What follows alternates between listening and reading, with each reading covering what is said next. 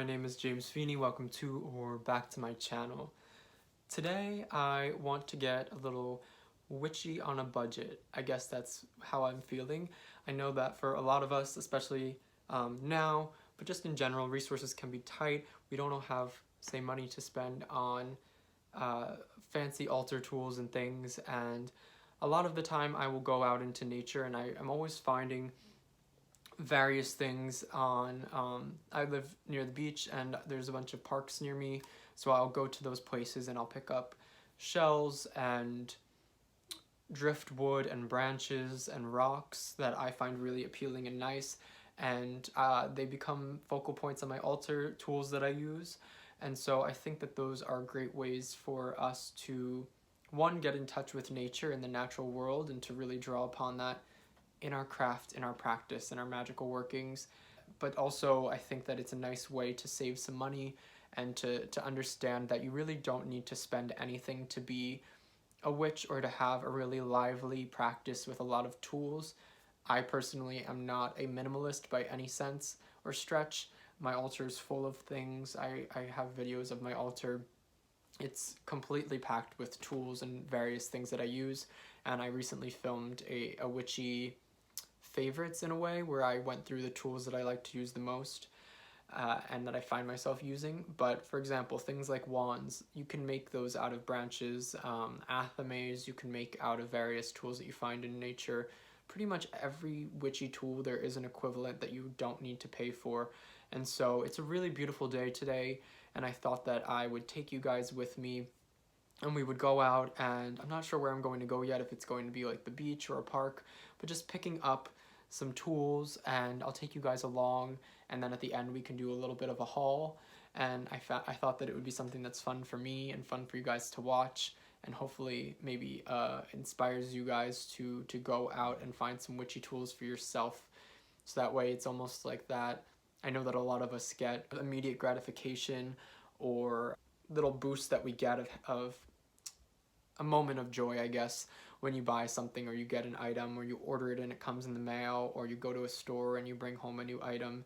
And I think that we can create that feeling for ourselves just in finding something in nature and bringing that back as an altar tool or a witchy tool or something like that.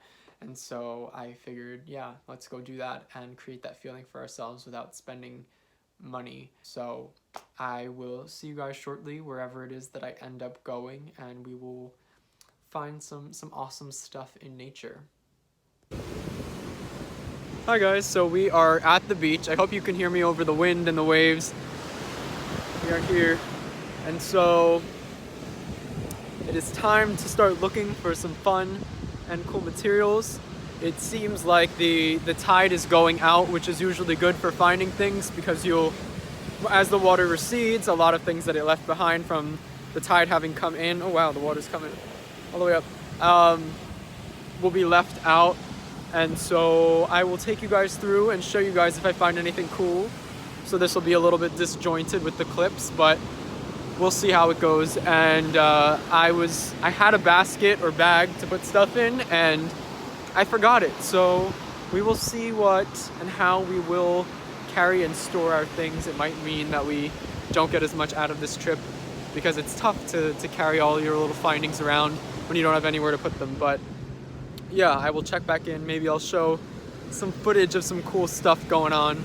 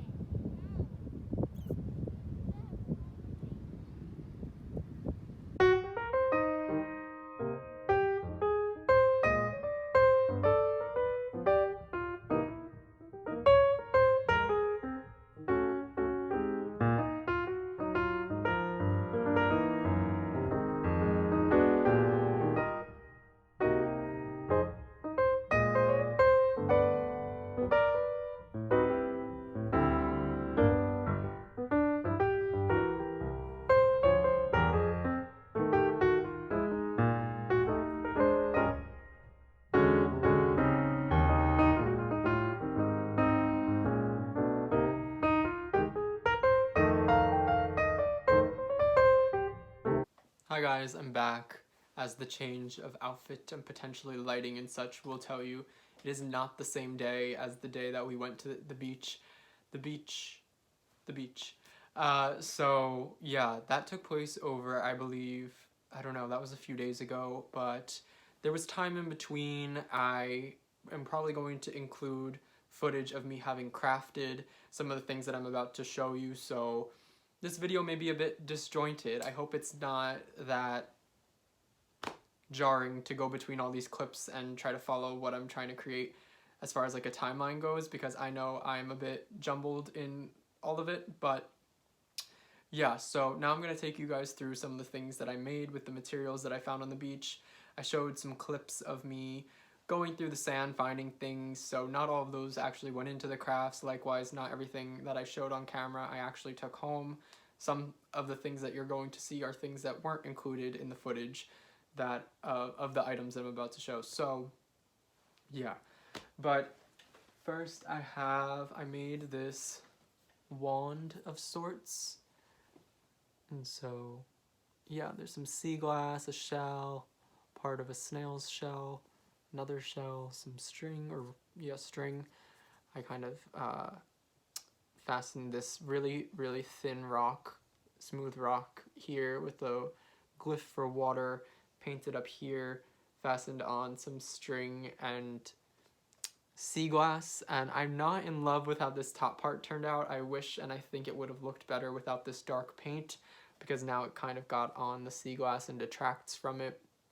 Likewise, I would have liked to have found a better way to fasten on a lot of these things. I used hot glue for the most part and then tried to use string to make it look more natural.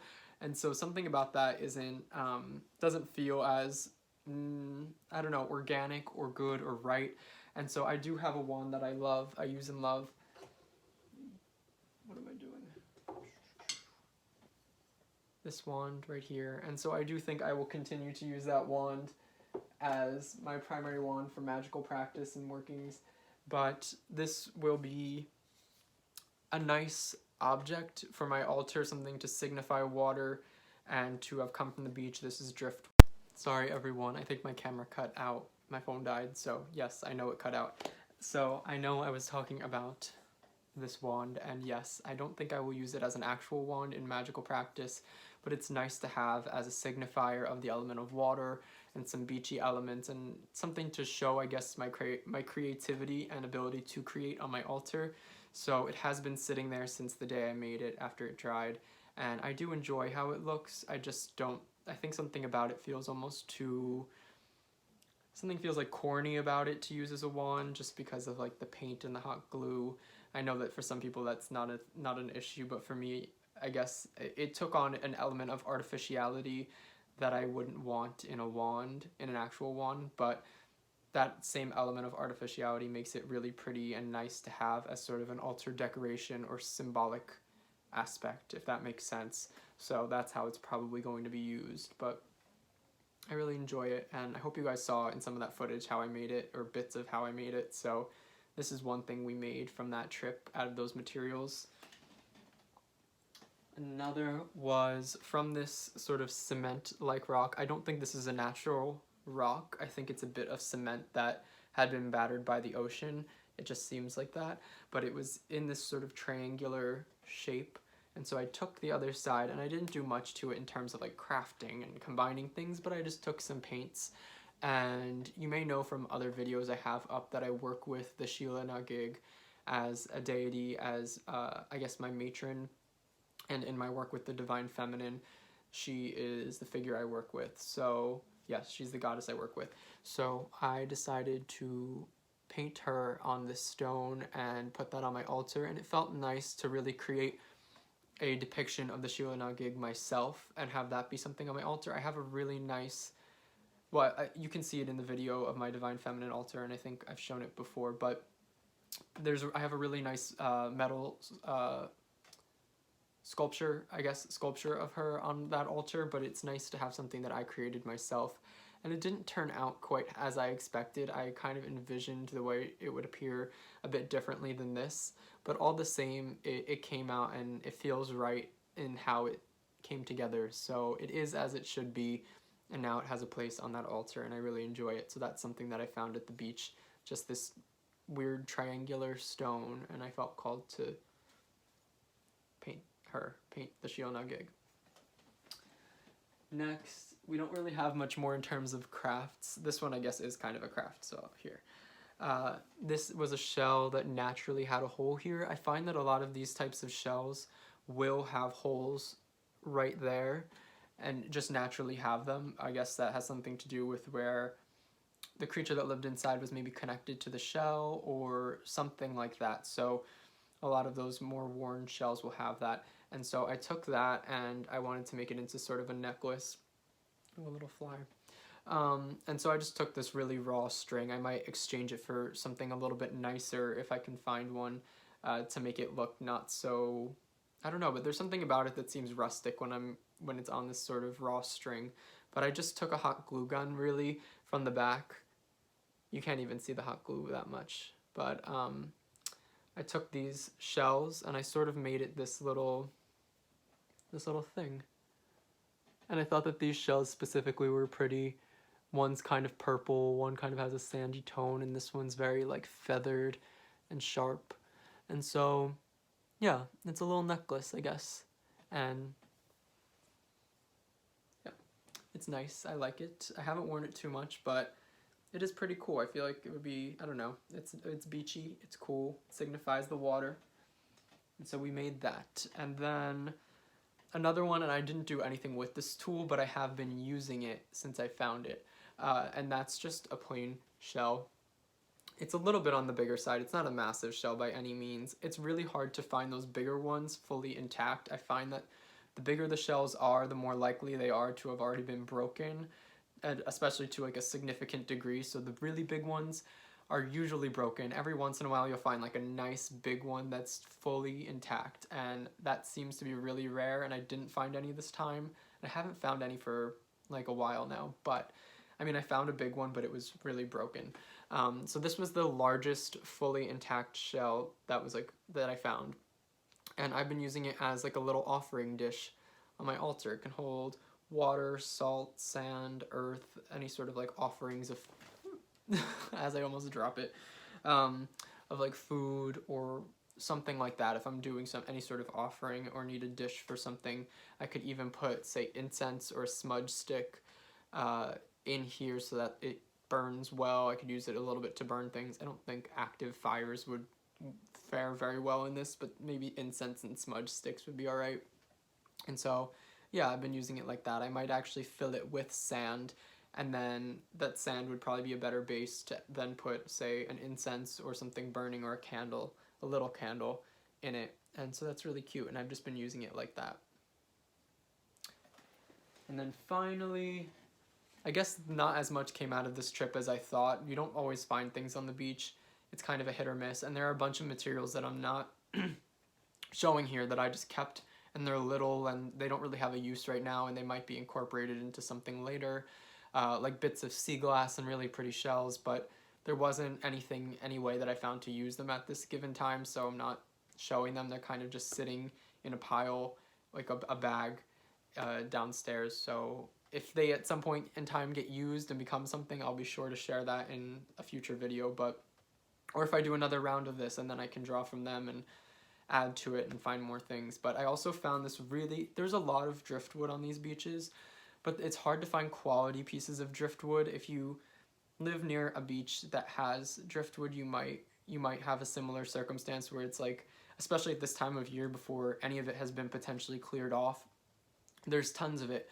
But a lot of them are either very destroyed and waterlogged. Some kind of have this tendency to get really fragile and light from having been kind of in the ocean for so long and deteriorating.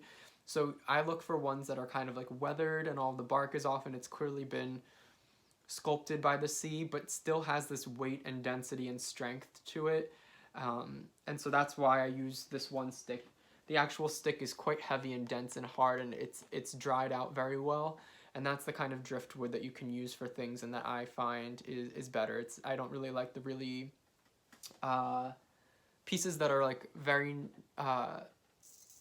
they're not dense. I don't know how to put it. But yeah, and so I found this really nice long one. It's quite tall. And I sanded, like, there was a few edges, especially right here, that were a bit rougher, and I love that it has these big cracks that sort of came from having expanded in the water and then dried.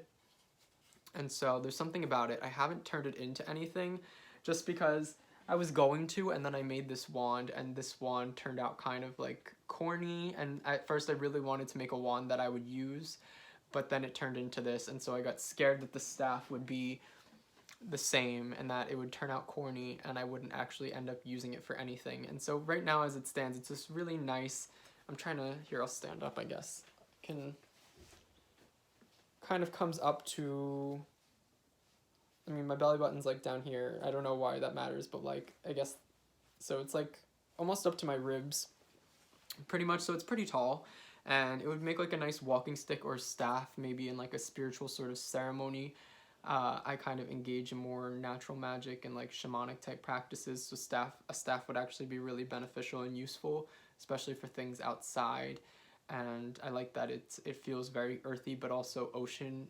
It's centered in the ocean. It was created pretty much and crafted by the ocean, and so there's something about that that feels really cool. And I was happy to have found a nice piece like this after sifting through so much driftwood. It's hard to find good pieces, so that pretty much takes us through the materials that I got from the beach and then was able to turn into something or am actively using in some way based on what I found on that day. So if you guys enjoyed that, please let me know. If you'd like to see other versions of this, maybe I'll go into nearby parks and forests. Maybe I'll do other beach runs and we can go through kind of step-by-step tutorial this was really fun for me. It's fun for me to share this stuff with you guys, and it's nice that this didn't really cost any money. Any of the other materials like the rope and the hot glue and the paints I already had at home, so this was totally free. And I think that that's part of the beauty and magic of it, and it's nice to have materials that are unique and your own, that you've made yourself. So like and subscribe if this was of interest to you. Let me know what you guys thought of these materials, and if you guys do this yourselves, where you go and what natural environments you have to source from and what kind of materials you've made. I'd be really curious to know. So yeah, until next time, bye guys.